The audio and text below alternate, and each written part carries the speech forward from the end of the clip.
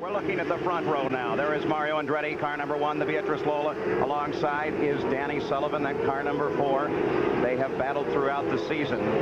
We have a distinct difference in styles here as they come through what is the final bend. Nick Finoro, the starter, has the green flag. He looks up toward that starting field. Look at the crowd as they cheer as this field now moves up, closes up very quickly. Nice formation.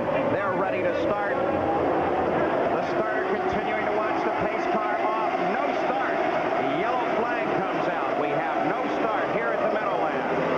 The cars were just strung out too far, Paul. And some of that's because they come off of that far turn up there.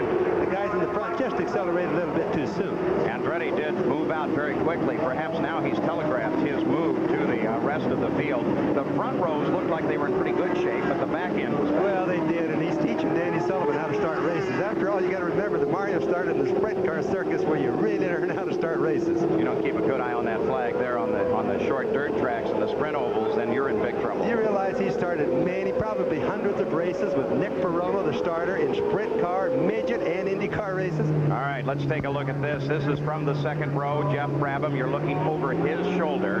In front of him is Bobby Rahal, and then he'll slide up right into that slot to the right of Rahal.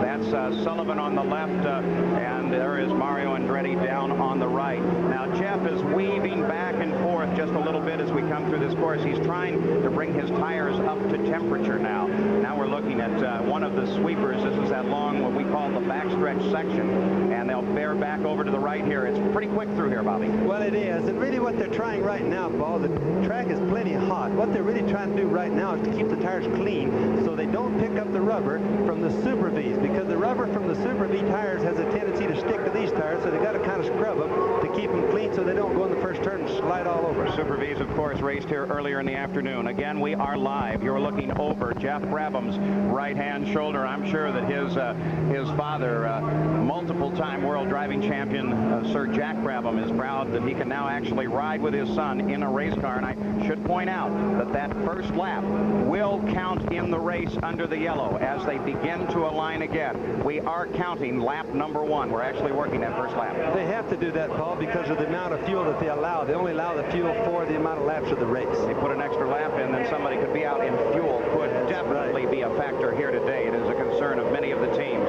As we watch again now, they approach the line. Let's see if Sullivan learned. We are green, and Sullivan still drops in behind Mario Andretti. It's Sullivan in second place. Behind him is Jeff Brabham, and Bobby Rahal moves up to challenge on the long side as he really cracks his brakes trying to get around Jeff Brabham. Little Al is in third. Emerson Fittipaldi sits right behind Little Al. The field comes through. Clean start, no contact. Well, that was really good. I was surprised that Sullivan didn't take a lesson from Mario in that first false start.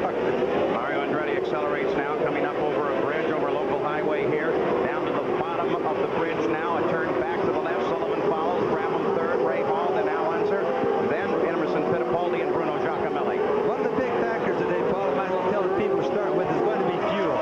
Most of the cars, I believe, are going to try to make this race a one fuel stop.